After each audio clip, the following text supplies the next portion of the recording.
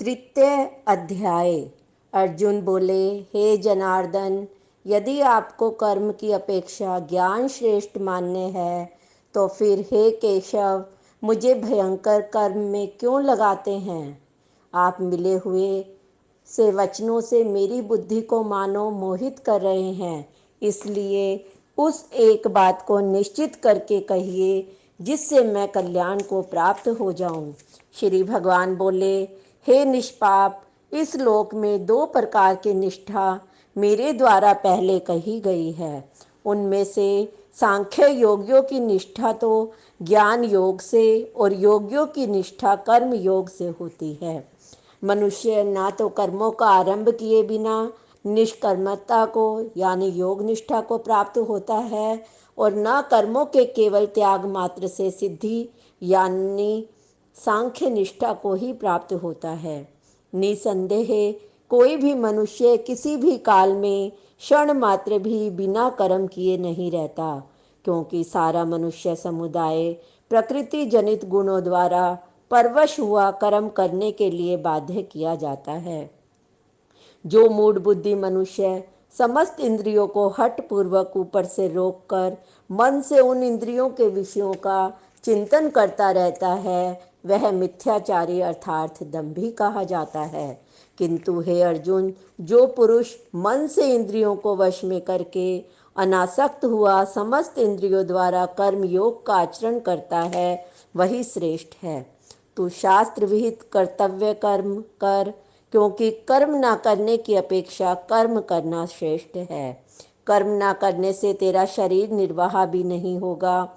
यज्ञ के निमित्त किए जाने वाले कर्मों से अतिरिक्त दूसरों कर्मों में लगा हुआ ही यह मनुष्य समुदाय कर्मों में बनता है। इसलिए हे अर्जुन, तू आसक्ति से रहित होकर उस यज्ञ के निमित्त ही भली भांति कर्तव्य कर्म कर।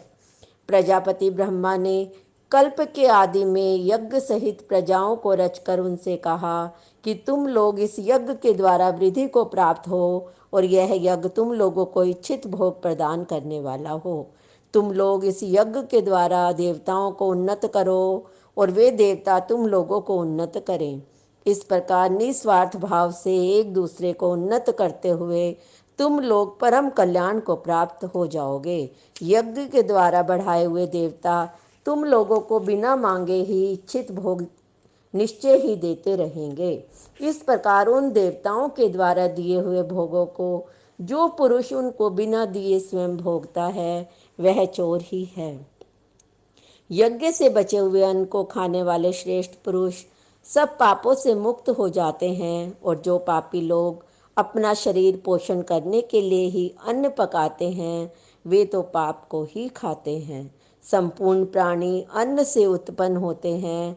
अन्न की उत्पत्ति वृष्टि से होती है, वृष्टि यज्ञ से होती है और यज्ञ विहित कर्मों से उत्पन्न होने वाला है। कर्म समुदाय को तू वेद से उत्पन्न और वेद को अविनाशी परमात्मा से उत्पन्न जान। इससे सिद्ध होता है कि सर्वव्यापी परम अक्षर परमात्मा सदा ही यज्ञ में प्रतिष्ठित हैं।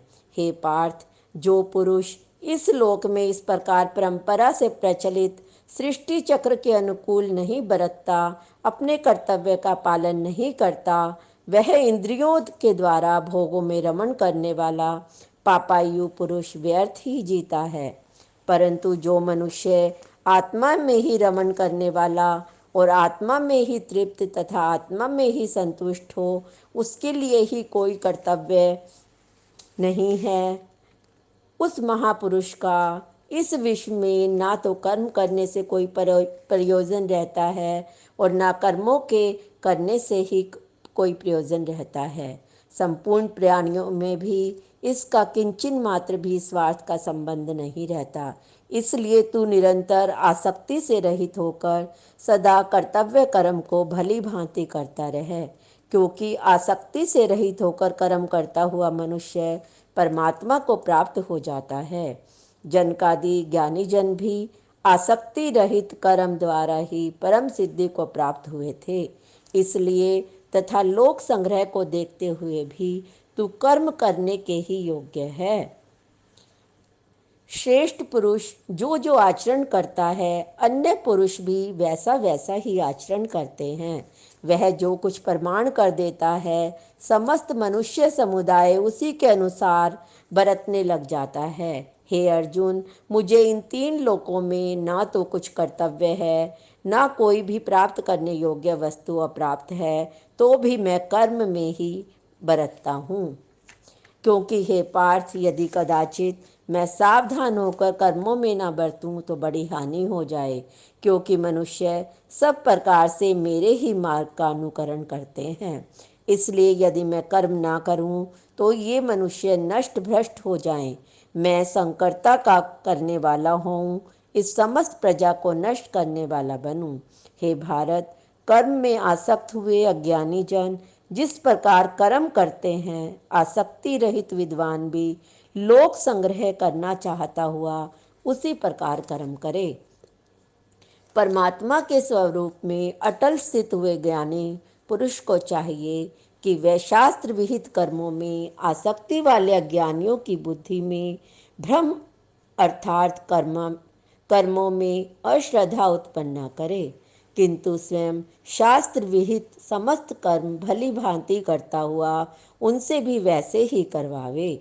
वास्तव में संपूर्ण कर्म सब प्रकार से प्रकृति के गुणों द्वारा किए जाते हैं, तो भी जिसका अंतःकरण अहंकार से मोहित हो रहा है ऐसा अज्ञानी मैं करता हूँ, ऐसा मानता हूँ। परंतु हे माँ भाव, गुणा विभाग और कर्म विभाग के तत्व को जानने वाला ज्ञान योगी संपूर्ण गुण ही गुणों में बरत रहे हैं, ऐसा समझकर उनमें आसक्त नहीं होता। प्रकृति के गुणों से अत्यंत मोहित हुए मनुष्य गुणों में और कर्मों में आसक्त रहते हैं। उन पूर्णतया न समझने वाले मंद बुद्धि अज्ञानियों को पूर्णतः जानने वाला ज्ञानी विचलित न करे। मुझ अंतर्यामी परमात्मा में लगे हुए चित्त द्वारा संपूर्ण कर्मों को मुझ में अर्पण करके आशा रहित, ममता रहित और संताप परहित होकर युद्ध कर। जो कोई मनुष्य दोष दृष्टि से रहित और श्रद्धा युक्त होकर मेरे इस मत का सदा अनुकरण करते हैं, वे भी संपूर्ण कर्मों से छूट जाते हैं। परंतु जो मनुष्य मुझ में दोषारोपण करते हुए मेरे इस मत के अनुसार नहीं चलते, उन मूर्खों को तू संपूर्ण ज्ञानों में मोहित और नष्ट हुए ही समझ। सभी प्राणी प्रकृति को प्राप्त होते हैं, अपने स्वभाव के परवश हुए कर्म करते हैं। ज्ञानवान भी अपनी प्रकृति के अनुसार चेष्टा करता है, फिर इसमें किसी का हठ क्या करेगा।